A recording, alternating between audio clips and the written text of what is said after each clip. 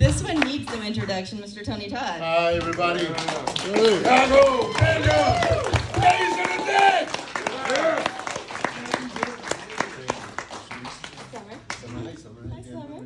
Yes, me and my husband Henry over there. Hey, Henry, what's that, What's man? up, man? You know, I haven't been out of the place I lived in other than do voiceovers during the whole pandemic. So for me to be able to get out, I had my double vaccine. I said I could fly. It's a pleasure to see so many people happy, see life back on track. And most importantly, next week, I'm doing a quick film in New York, and I get to see my daughter for the first time in a year. So life continues. Summer. It's almost summer. Tony, thank you for coming out. We're all happy to be at a convention. I think I can speak for everybody that Chicago's been starved. I've cooked everything that I can possibly think of to cook. A repetition. Anyway. So what have you been doing besides cooking? Anything to keep busy during 2020? Making sure that my cats are happy. Yes. They like to run around at 3 in the morning, surprise me. And just chase each other for, How many cats? I have two. Sparky Sparks and Charlie Parker. Both rescues. And they've been keeping me sane. Oh, yeah. But, I'm sure everybody's gone through the same thing. There have been days I have a couple beautiful couches, and there were days I had to turn off the news. Yeah. Oh, yeah. So I stopped doing that, and I've been writing, working on my autobiography right now. And I got this summer, I get to go back on stage. I'm doing a one-man show at the Pennsylvania Shakespeare Festival. It's August Wilson's last play. I've done 2 of his plays. He wrote, after he did 10 plays about the African-American psycho in America, he wanted to write about his inspiration. So it's called How I Learned What I Learned. I'm working on it every day. It's not long, folks. It's not 3 hours. But if you find yourself in the Pennsylvania area, please come and see me do what I love doing the most. And you started in theater. That's your origin, That's right? where I started.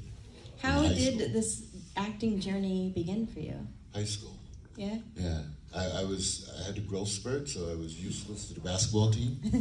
And I was on the swim team, but no girls ever showed up at the swim meets. Right. And I found acting, I had a chemistry teacher who was also the acting teacher, Mr. Fairchild. And I said, you got something, kid, and we just started having fun. And then next thing you know, went to UConn, and then took a break, and then got a scholarship to Gene O'Neill and Trinity Rep Conservatory, so I got my master's there. That's wonderful. But you went to University of Connecticut? Yeah, for a year and a half. Yeah. I wanted to major in theater there, but they were more focused on musical theater, and I love musicals, but I'm not a singer. I'm not a tap dancing kind of guy. So I just hung around the campus and crashed every cake party I could think of. It's a secret when you're in college. You get this same cup, you keep it in your dorm room, and you find out where it's at, and you just walk in like you know everybody.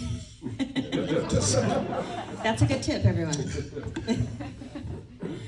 So, how did Candyman come to you? Did you have to audition for it, or was it offered? Did you know the story beforehand? No, I didn't. Before I did a film in Africa called The Last Elephant, aka The Ivory Hunters, and Bernard Rose, who directed and wrote the adaptation, saw me in it, and I played a Kenyan there, and that was kind of the stature he was looking for. I mean, the studio had their wish list. At one point, they were asked Eddie Murphy if he'd be interested, but Bernard wasn't. So he fought for me, and that's how that happened. And the new Candyman drops August 27th this year. Mm-hmm. One of the last things I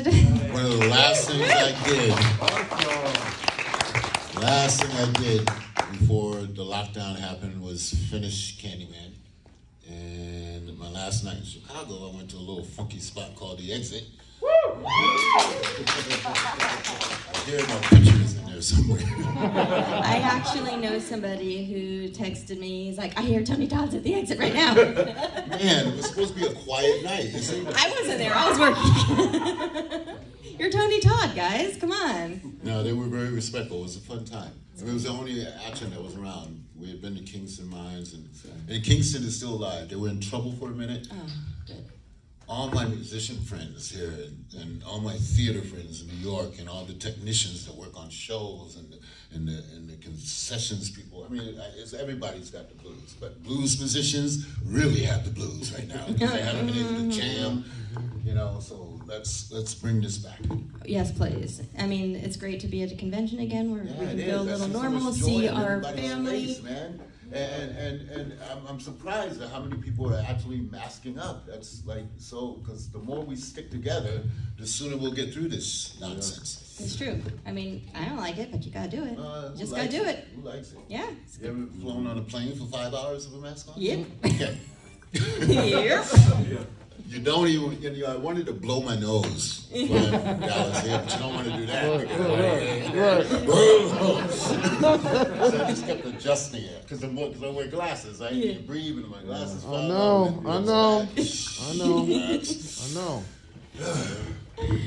So, I think everyone here is here because they love Candyman. Am I right?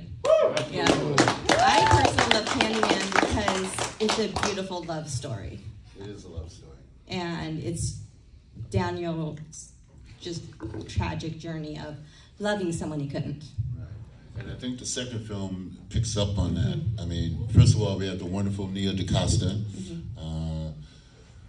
a budding future big name director. She just got picked up to do Captain Marvel on the basis of just this film. And we have the puppetry that's in the film is the local Chicagoans. They do a wonderful job, and the whole film was shot in Chicago. And I love that. What used to be Community Green. Yeah. But it's Jordan, he gives a lot of tropes to the original, and it's a continuation. And at the same time, you know, Candyman is I don't want to go away too much, but I mean, he never died. No. That way. Yeah. Right. I loved in the trailer. Everyone seen the trailer? Not giving it away. I loved seeing the character of Anne Marie McCoy back. Oh, yeah. Played by the same actress. Same Vanessa. Yes, Vanessa Williams. I love it when they bring back a character and the same actress. It makes me so happy. Well, there's a reason that character is back. I'm so excited. There's a reason. It's going to be great. I think so many. I mean, there are people that have never seen the original. Oh, I got a big announcement. Just found out yesterday that Funko is finally doing a Candyman. Yes. I don't know if it took too long. There's not a lot of Candyman merch. There's a little bit more that's coming out, but there isn't a lot. I co-host a podcast called The Dolls of Horror, and that's one of the first things we talked about in our first episode was we need more Candyman merch. Yeah.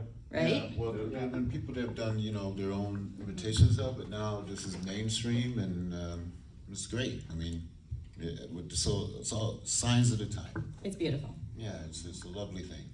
Yeah. I'm honored and humbled. So, what's your take on urban legends in general? Do you put a lot of stock in them? Are you superstitious that way? I was going to say, don't mess with them. I grew up, you know, in a lower middle class neighborhood that was surrounded by a graveyard, and but we didn't look at it as a graveyard. That's where we went. We played football. We climbed trees. We chased squirrels. We didn't think of it that way. As we got older, we, you know, into your practical joking period. So Friday nights, it's a little slow street. We used to like go and toss eggs at the bums and. You know, then we said, why don't we just throw an egg at that pimp's car? So we chose the wrong Cadillac. I didn't know a pimp could run that damn fast. He had on some tight shoes. Slipping and sliding. He didn't catch me, and he didn't catch my main guy, but he caught another guy, and we had to run that guy's father. That Slim was, you know. Anyway, so yeah, so growing up in a graveyard or near a graveyard, you know, urban legends are only what you fear.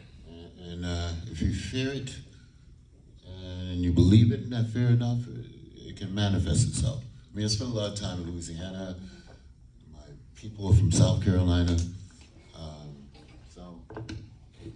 Do you This is have kind of what this play is about that I'm going to be doing, how I learned what I learned. Oh, that's exciting. Yeah. It's all about linguistic opportunity. Do you have a favorite urban legend that you particularly remember from your youth? No. Well, I was a strange kid. I mean, I was an only kid, so I was, you know, I studied hypnotism, and I would try to hypnotize everyone in the block. Then I got into astral projection, and I love that. We're going to tonight, 11 o'clock, we're going to travel and come back. Then I picked up magic. So I just kept immersing myself in hobbies, you know. Yeah. My uncles were all detectives in New York, and they would come visit 3 times a year. And I always looked forward to that. Mm-hmm. Even though I knew they were going to jostle with me as a Connecticut kid. And but I just learned, though they were my father figures, you know, and they would tell stories about the criminal enterprise and stuff. So reality frightens me much more than things I can't It's true. fathom. It's true. Yeah. Yeah, tragedies happen every day. There's way too many mass murders going on right now. Yeah. I don't know if it's a result of people being cooped up or just mental illnesses going unchecked. I think the latter. We need to. This was happening before being cooped up. Yeah, but not with this frequency. True. 3 in 3 weeks. So we just need to be kinder to each other. And if you see somebody falling, try to pick them up. If they're winning, slap them on the back. You know? So while filming Candyman, what were some of the biggest challenges you had? The bees. I figured that. Yeah, the bees. You want to tell us about that? Well, we had a crazy bee wrangler. His name was Norman Gary. And he was obsessed with bees. As if you're an expert in something, that's what you should be. And I remember, like 3 days before we shot, he had the bees all in one trailer, and he wanted me to go in and meet them. And I said, no, man, what? He says, I want you to get used to them. You want you to be friends with them? Best friends? Yeah, no, he called them out by name. He said, and that's little Noah over there, and Sean, and you're going to get to know each other. And I said, okay. I mean, they were all just swarming around this thing, and I knew I had to accept it because Candyman can't have any fear. You know, he's organic, and the bees are part. He's a corpse, a walking corpse. So once we owned it, then it was all flesh. The crew, however, on the second one in particular, they got stung a lot. They didn't like that too much. Ouch. Yeah. I don't even like one bee sting, let alone multiple. Yeah, but in Virginia, I think got 2, and I got 24. But I Through 24th in one movie or 24 throughout your? Over 3. Oh, all 3. Yeah. So it was fun. I mean, I loved the character, and I was so honored when, because I heard about it before Jordan called me, and I was in South Africa shooting something, and he called me, and that made my day. Awesome. So before we take it to the audience for questions, I wanted to ask you what is one of the pieces of work you've done, in your opinion, that most people wouldn't know, but you want them to know about? Well, primarily, right at the beginning of the pandemic, Bernard and I did a quick film. That was not a quick film. Me and Danny Houston, and it's called Traveling Light. And Bernard thinks it's my best work, but it's for you to tell. It happens right at the beginning of the pandemic, so it's about just as the world was shutting down, and we were able to capture some of the riots that happened in LA after George Floyd's murder. So where can people view that? Is it out or not? He's shopping it around Shopping, festivals right now. We have a strong edit, Cannes in Berlin, so he really believes in it. And then I've been doing a lot of voiceovers. We've got a new series on Netflix right now called Dragon's Blood. Play a lovable dragon called Slyrak. Aww. And Masters of the Universe is dropping soon. Yeah. Oh, and a new video game. I don't know if I should say it. No, I can't. I almost spilled the beans. That you get in trouble. I've done that before. Okay, is there any audience questions for Tony? Happiness. Yes. All right, so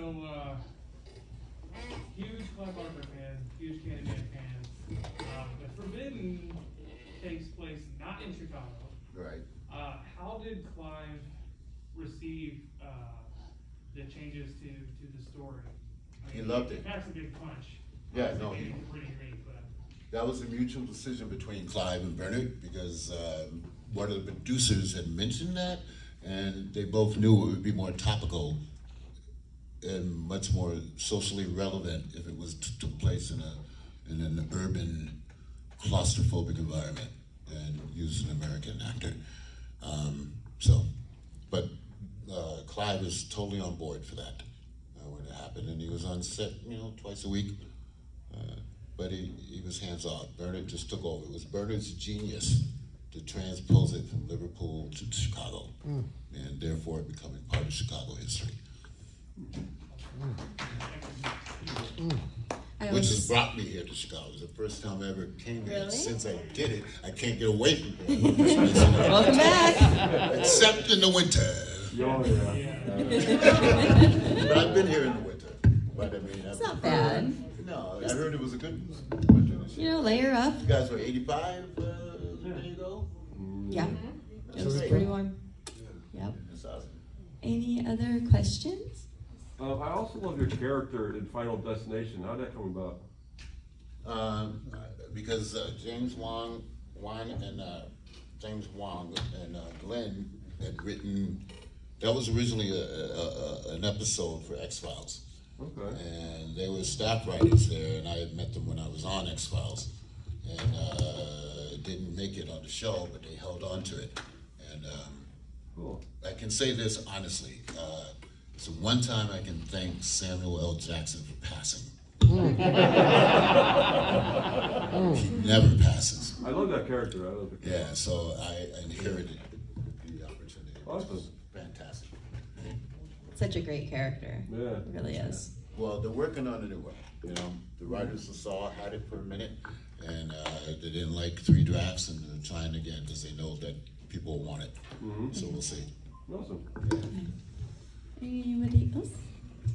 What was your favorite part to do as Zoom in the Flash? Meeting the cast finally, because I did all my stuff remotely, so I was doing Dead of Summer in Vancouver, and I got to go over there and actually meet them.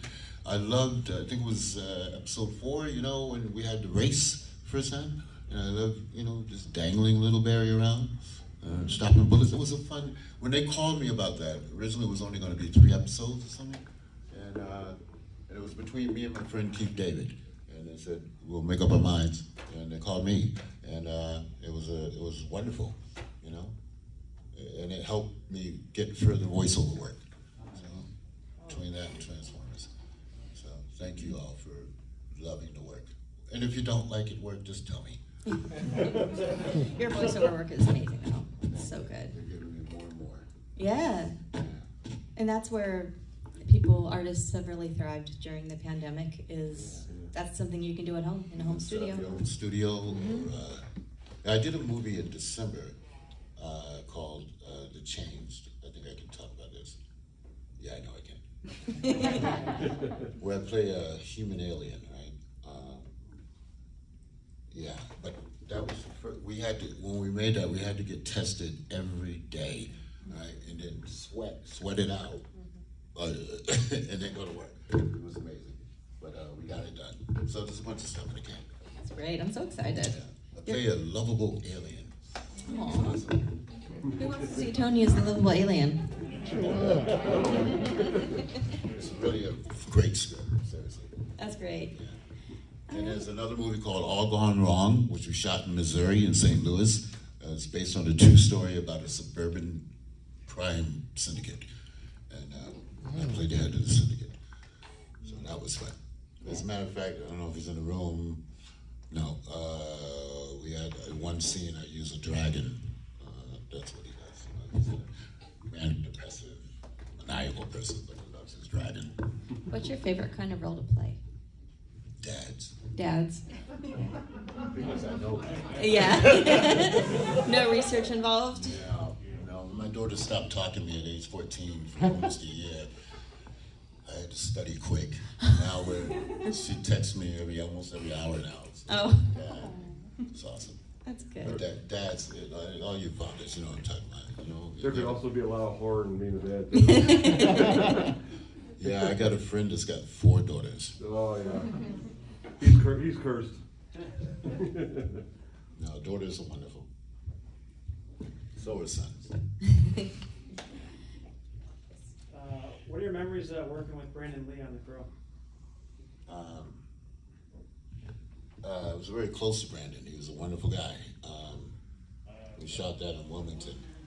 And, you know, he was so passionate about breaking away from his father's footsteps. And his fiance was on the set every day. Michael Massey, who just passed, you know, was the gentleman that had the weapon when the thing went down. But Brandon was a chain smoker. We played pool every night.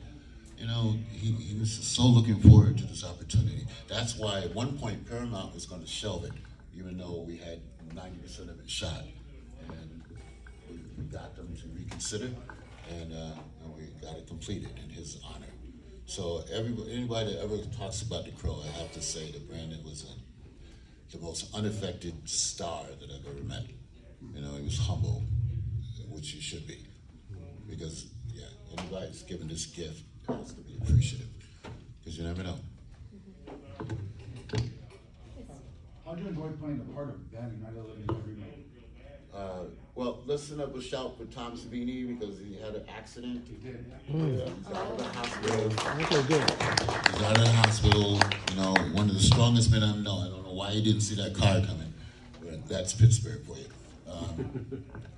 I was in Pittsburgh shooting a film with Forrest Whitaker, and Forrest was the one who told me about this remake. He said, "Tony, you know, you resemble Dwayne. Don't you know about this?"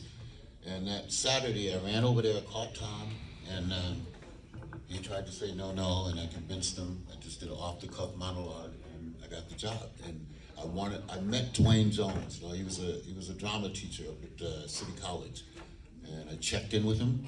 You know, wanted to give props to him because he was the first actor I saw that convinced me that I could do it, and that's all we tried to do. The practicals were amazing on that. Everything was practicals. The zombies were practicals. I hated the zombies by the end of the shoot. No, you go to lunch at like 3 in the morning, and just people with axes out their heads, and they're proud of it, you know? So why don't you go eat something, man? But it was fun. It was great. I had a great time. Oh, my son was born. My son, he was a baby boy, and so I chose to try to be a hero. That was a really great role, though, and a really great adaptation, I think, from a remake, you know? Yeah, they gave more power to the feminine side, and I mean, there's a lot of shots that Tom wanted to do that he couldn't do, studio interference. Yeah. But, you know, I think people know it, love it, and appreciate it. Mm-hmm. Definitely. And And Savini is Bob, one of the greatest. It introduced me to the horror community, my first foray. Yeah. So there you go. I've earned my stripes. All right, anybody else? Yeah. Yes. What was it like working on like a military movie for Platoon? I remember watching it with my dad when it came out and all that stuff. What was that like? Well, as you know, you have to train for your positions, right? Mm-hmm. We had a great guy named Del Dye who was a Vietnam veteran, and he took it very seriously. And they flew us to the Philippines to give us 3 days, and the next thing you know, we're on a bus going into the jungle. And for the next 3.5 weeks, it was hell. No, I mean, it was horrible, other than not being shot. But we lived in our same clothes, except for one time when we were going down the blue line and there was a dead caribou. And we didn't pay no mind because we wanted to get it back. And as soon as we got back, everybody had leashes on them. But everybody was happy because we got to tear off our clothes. Those are pictures, okay? Everybody except for Charlie Sheen, who didn't make that particular hike because he had to sprain something, whatever. And Was Platoon before or after Sleepwalk? You're clever. Sleepwalk was technically first, but Platoon came out first. That's why I say it's my first one. Yeah.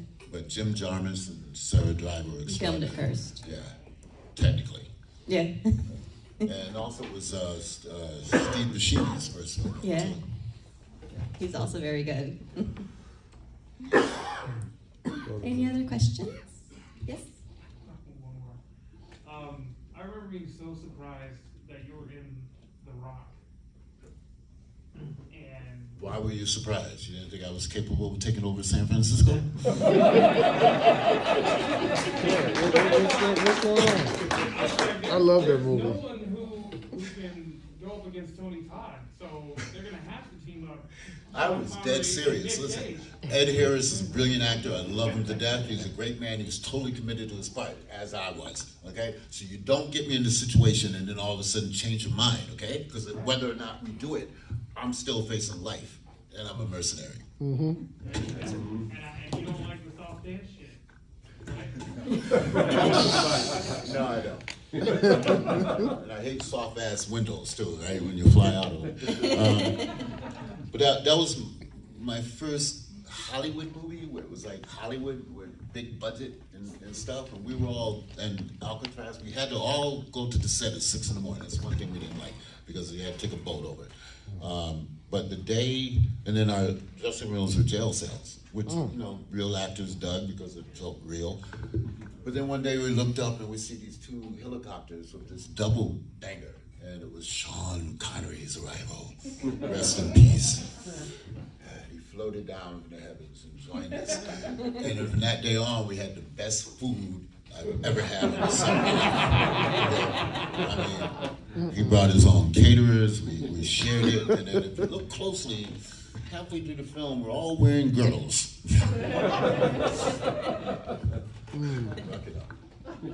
And that was, the technical advisor on that was Harry Humphreys, who was a Navy SEAL specialist and stuff. He was, you know, that training stuff is real stuff. So props to anybody in the military or going to the military or having been. And I applaud you. Absolutely. Right. Yes. Yes, of all the Candyman films, what is your favorite moment?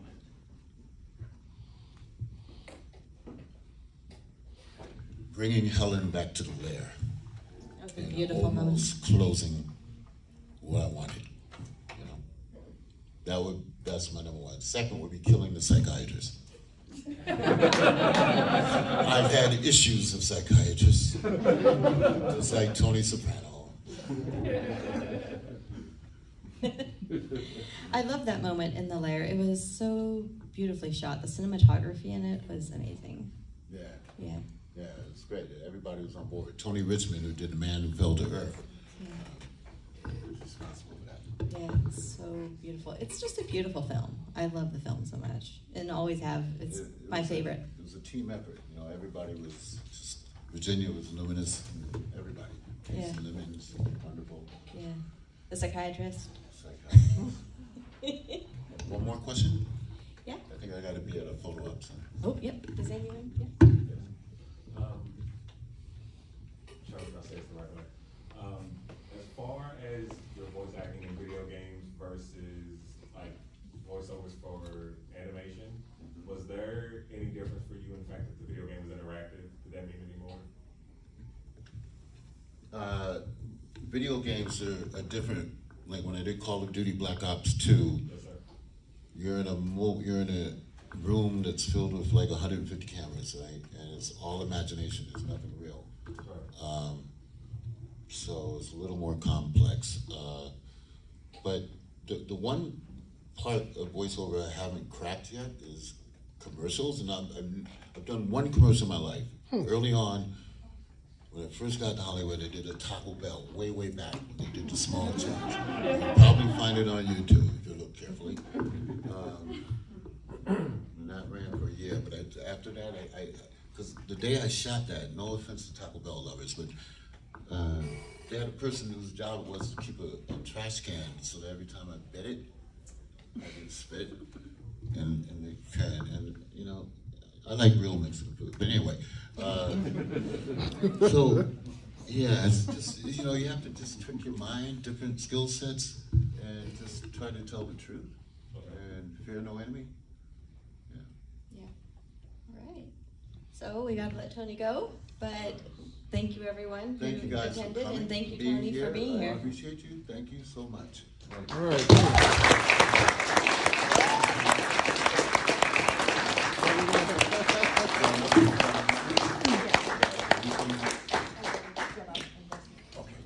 See you guys on the floor, okay? Oh yeah, definitely.